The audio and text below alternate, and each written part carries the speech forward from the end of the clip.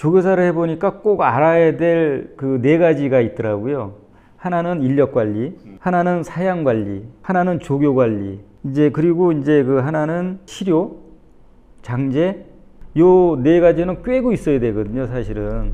근데 기수 생활을 할 때 이거를 알 수 있는 길이 없는 거예요, 저희들이. 그래서 제가 왜 그 나름대로 좀 성적이 나나 생각을 해봤더니 저 후보생 때부터 조교사 대행을 했어요. 근데 그때는 그 주변에서 그 우리 김하선 조교사님한테 너무 부려먹는다고 막 뭐라 그러기도 하고 막 그랬었다 그러더라고요. 근데 그때 장제하면 장제소에 제가 갔어요. 그땐 장제소가 가서 했었잖아요. 장제소 조는 안에 있더라도 장제소 끌고 갔고, 치료하러 갈 때 제가 다 치료하고 기록하고 메모하고 일지를 다 제가 썼으니까. 그리고 사양 관리를 그때 당시에는 절건초에다가 푸시마에다가 보리 넣고 소금 넣고 물 붓고 빼 이렇게 했잖아요. 그 지금은 이제 사료를 이제 해서 그 첨가제라든가 뭐라든가 이런 것들을 개체 관리를 해야 되잖아요. 뭐 체중 많이 나가는 말이라든가 조교를 세게 하는 말이라든가 약하게 하는 말이라든가 노는 말이라든가 이런 이제 그 분리를 이제 해가지고 지금은 그 하는데, 그 기수 잔등 그러니까 무릎 위만 하는 거예요. 말을 초이스할 적에는 중요한 게 무릎 밑으로 이제 그 다리 쪽으로 이제 이 주되게 이제 봐야 되는데, 이 잔등 위만 하니까 좀 어렵더라고요, 그게.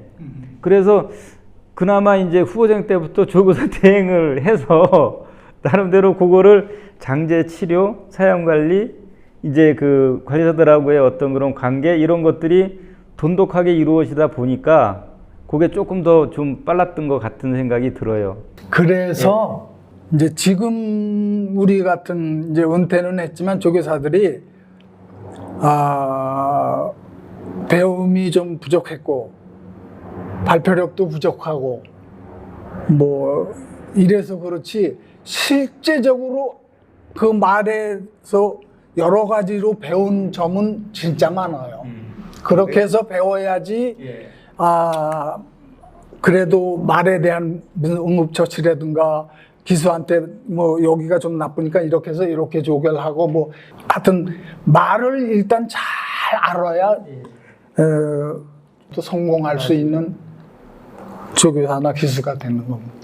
저는 그때 제가 후보생으로 들어갔을 때 그때 당시에 뚝섬에서 조교사 분들 중에 관리사 출신은 제 기억으로는 김우규 씨 한 분밖에 안 계셨고, 김우규 씨. 우규? 예. 우규도 기수 출신이야? 기수 출신이야. 아, 그래요? 기수 출신이야? 그러면 제가 그때 당시엔 그러면 관리사 출신이 한 명도 없고. 안 됐지. 못 했지. 관리사 출신을 그러면 조교사를 아예 안 시켰었어요. 그럼. 그때 당시에는. 그럼. 그전에는 기수 출신 아닌 조교사가 없었어. 그 김우규 기수를 얘기를 하니까 내가 생각이 나는데, 김우규 기수가 그때 이제 조교사 되면서 내가 기수가 됐는데, 그 김우규 기수 옷을 내가 바톤을 받아서 입었다니까. 이렇게 밤색, 복색을요? 이렇게 베이지색 이런 걸 내가 받아서 입었는데 참 지금 생각하니까 아이러니하네. 제가 이제 들어갔을 때 이제 그 대선배님들께서 이렇게 쭉 말씀을 하실 때 제가 들어갔을 때요. 이제 그때 당시에 이제 한승길 조교사님이 당대 최고였었다. 그리고 그 뒷대에 김재복 조교사님이 최고였었다. 그 후에 조우구 조교사님, 그리고 조우구 조교사님, 이인성 조교사님, 그 원기영, 백원기 기수, 그 다음에 김명국, 그 다음에 박태종, 그 다음에 문세영 이렇게 내려오는 걸로 이제 계보가 이제 그렇게 되거든요. 그렇죠. 저도 있잖아, 조경호. 조경호, 예, 그렇죠. 그 이제 우리 이제 재복이하고 나하고 이제 같은 동기인데, 네. 재복이가 잘 탔어 말을. 키도 작고 야물딱지게 탔지. 예. 근데 그 언뜻 들으니까 그때 조교사 기수 같이 하셨다고 그럴 때가 있었다고 그러던데. 그건 옛날에 그 전에 예. 그 이제 그 마사회 덕마흥업에서 마사회로다 넘어갈 무렵에 그때는 이제 그때도 개인말주였었거든. 그러다 보니까 조교사 기수를 겸직을 많이 했지. 아, 그게 허용이 됐어요 그때. 그럼 그러니까 그렇지 않으면 뭐 조교사 따로 기수 따로가 있다. 인력이 없는데 인력이 없는데. 저희 요즘에 그 답답한 조교사들이 아유 그냥 같이 했으면 좋겠다고, 조교사 기수 같이 했으면 좋겠다고. 맞아. 이제 그런 조교사들도 꽤 있어요. 기수 출신 그 조교사들이. 오죽 답답하면 그럴까. 예. 근데 이제 기수 타는 거는 마음에 안 들고 내가 타면 더 나을 것 같은데 네. 이제 그런 생각에서 이제 그런 것들을 많이 얘기를 하는데 자관 60 한 5, 6년 고전서부터 이제 조교사 기수가 같이 겸직을 했었고 예. 그때는 인력이 없었어요. 우리가 한참 후에 조교사 말고 기수만 37명이었었어. 마사회에서 지금도 사실 기수들을 많이 양성을 해야 돼요. 그러게요. 양성을 많이 해가지고 경마의 발전에 조금이라도 도움이 돼야 되는데 마사회에서 양성을 안 시키는 원인을 가만히 생각해봐요. 돈 때문에 안 시키는 거라고. 원가 계산도 그렇지. 하더라고요. 왜 걔네들한테 들어가는 수익성 따져야 되고 나오면 또 걔네들 생활 보장을 해줘야 되기 때문에 면허를 주면은 그렇게 되면 상금을 더 얹어줘야 되지 않느냐. 네. 그런 맥락에서 안 하는 거 아닌가. 예, 난 그렇게 생각을 해. 맞을 거예요. 그게 이제 원가라고 하더라고요, 그게. 아까 이제 그 기수 전체가 38명, 37명이라고 그러셨는데 저희 기수 후보생 13기가 30명이 들어갔거든요. 그때 당시에. 저희가 졸업하고 그 해에 100명이 넘었어요. 기수가. 근데 이제 예, 100명이 넘었었어요. 근데 그때 저 그 뚝섬에 있을 때 그때는 이제 뭐 조교 시간이라든가 이런 거 체크 안 했었잖아요.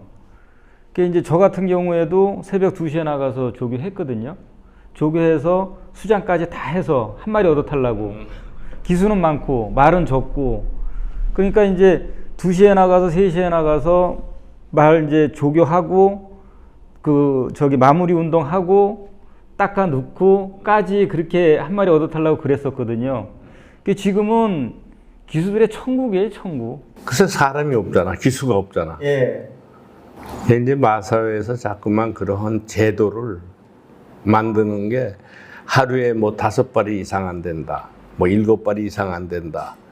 그래가지고 이제 그걸 자꾸만 제한을 두다 보니까 이제 뭐 어떤 면에서 골고루 논하탈 수 있는 그런 제도는 좋다고 생각할 수가 있겠지만은 그럼으로 인해서 조금 이 기술력이라든가 뭐 이런 건 좀 떨어지지 않나. 예, 그게 좀 아쉬워요. 그런 게 조금 아쉽고. 내가 통틀어서 얘기하면은 어쨌든 이제 한국 경마는 그런 식으로 가면 쇠락의 길을 가는 거 빠른 길인 것 같아. 예. 그리고 또 뭐 어디야 절로도 뭐 이사 간다고 그러는데 새만금인가로 이사 간다고 그러는데 아주 잘못된 그런 길을 가는 것 같아.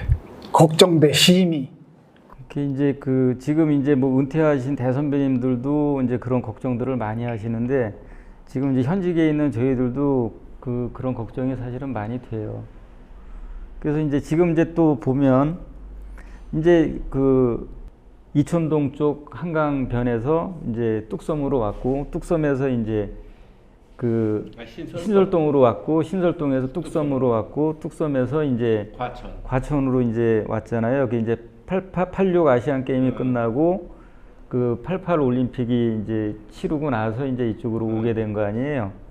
예전에는 그 뚝섬에서 뭐 매출 뭐 얼마 하루에 오르면 무슨 뭐 대단한 뭐 혜택도 있고 뭐 그랬었다고 그랬거든요. 그게 이제 김덕승 회장 때 얘기인데 일일 매출액 500만 원이 오르면은 파티를 해준다고 그랬어요. 네. 그래서 이제 500만 원이요? 일일 매출액이 네. 그래서 이제 500만 원이 넘는 바람에 지금은 을지로 입구 롯데 호텔 자리 예. 거기가 이제 반도 호텔이었었고 예. 그 뒤에 중국집 아사원이라고 있었어요. 네. 아사원 가서 이제 기억마장 조교사 기수가 통틀어 가서 회식을 받은 적이 있어. 500만 원 넘어서요? 500만 원 넘었다고. 네. 그래가지고 그 김덕승 회장님이 그 다음에 1000만 원이 일일 매출액이 되면 너희들 차를 사준다고 그랬어. 1000만 원 넘으면 일일 매출액. 응? 근데 차는 안 사주고 또 아사원 가서 또 파티를 했어. 응. 500만 원짜리 파티.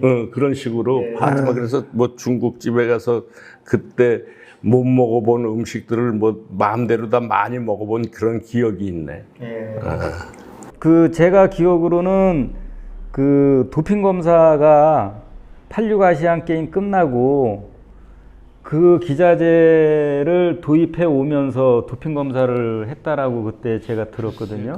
뚝섬에서도 도핑 검사를 했거든. 했죠. 뚝섬에서도 과천 와서 시작한 게 아니고 89년도에 왔으니까요. 맞아. 그 뚝섬에서 그래서 홍성범이가 뚝섬에서부터 홍성범이가 시작을 해서. 당했는데 그때는 그렇게 제한적이었는데 이제 많이 그 범위를 넓힌 거는 근데 과천에 섬세하진 와서. 않았지. 그때 당시에 처음에 도핑 검사는 그러니까 그렇게 자의 말이 섬세하진 맞을 거야. 않았어. 그러니까 그때 86 아시안 게임 치를 때 그 도핑 검사한 기자재를 통으로 샀고 88 올림픽 때 그 기자재를 통으로 샀대요. 그거를 와사비에서 그 해가지고 어찌 보면 도핑에 대해서는 세계적이라는 얘기죠, 이게.